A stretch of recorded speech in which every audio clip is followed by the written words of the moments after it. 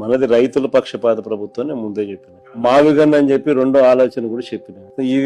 అసలు ఈ పద్ధతి ప్రకారం పోతే అసలు ఏ రాజధాని రాష్ట్రానికి ఇప్పుడు కాదు, ఇంకో 30 ఏళ్ల తర్వాత కూడా రాజధాని ఈ రాష్ట్రానికి రాజధాని లేకుండానే ఉంటుంది తప్ప రాజధాని అనేది ఉండదు. మావిగన్ అనేది రాజధానిగా భావించి అక్కడికి మనం యాక్సెప్ట్ చేస్తే తప్ప అప్పుడు ఏమైందంటే ఆ కారిడార్ రాజధాని ఆటోమేటిక్లీ ఈ రోజే కృష్ణ అయిపోతుంది. ఆ పక్క ఈ పక్క నేషనల్ హైవేకి ఈ పక్క ఆ పక్క అదే రాజధాని. రాజధాని అంటే ఏంది, రాజధాని అంటే ఏందనేది వీళ్ళకి ఫస్ట్ అర్థం కావడం. ఆడ ఎయిర్పోర్ట్ కడతానంటాడు, ఇటు ఉంది కదా స్వామి ఎయిర్పోర్ట్ అంటాడు.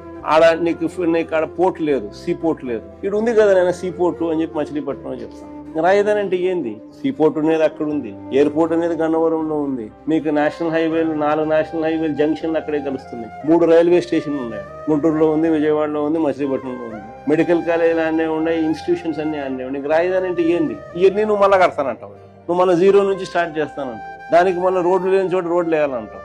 20 కోట్లు అయ్యే రోడ్డును 53 కోట్లు అంటున్నావు. ఆ బిల్డింగ్ స్క్వేర్ ఫీట్ 20,000 పెడతానంటాను, 4,500 మిగతా చోట అంతా ఖర్చు అయితే అంటే 5 స్టార్ లాబీస్ తో సహా ఇటాలియన్ మార్బుల్ వేసి వీడు మాత్రం నీకు 20,400 ఖర్చు అవుతుంది ఎస్ఎఫ్టీకి. అంటే ప్రతిదీ స్కామే.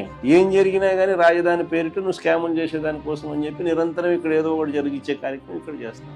ఇక్కడ అన్ని ఉన్నాయి కదా స్వామి, నువ్వు చేయాల్సిన పని ఏమి లేదు. ఊరికి ఇది కారిడార్ ను ఊరికి రాజధాని కింద డిక్లేర్ చేస్తే చాలు, ఆటోమేటిక్లీ ఇది పెరిగిపోతుంది. ఆడేదో కట్టే బిల్డింగ్ ఆడ ఆపు స్వామి, ఆడ అదేదో కట్టేది ఏదో పెట్టేది ఏదో ఈడబెట్టు 400 ఎకరాలు సరిపోతుంది. ఆ కారిడార్ ఈ పక్క ఆ పక్క 400 ఎకరాల కన్నా ఎక్కువే ల్యాండ్ ఉంది, సరిపోతుంది అని మనం చెప్తాం. మనం చెప్పేది మోస్ట్ ప్రాక్టికల్. మనం వచ్చిన తర్వాత రైతులకు ఏదైతే కావాలో దాని ప్రకారమే మనం పోతాం తప్ప బలవంతపు భూసేకరణ అనేది చేసే అవకాశమే లేదు. దాని గురించి సమస్య లేదు. మీ కేసులకు సంబంధించి కూడా వైఎస్ఆర్సీపీ తరఫున లీగల్ ఎయిడ్ కూడా సపోర్ట్ చేస్తాం.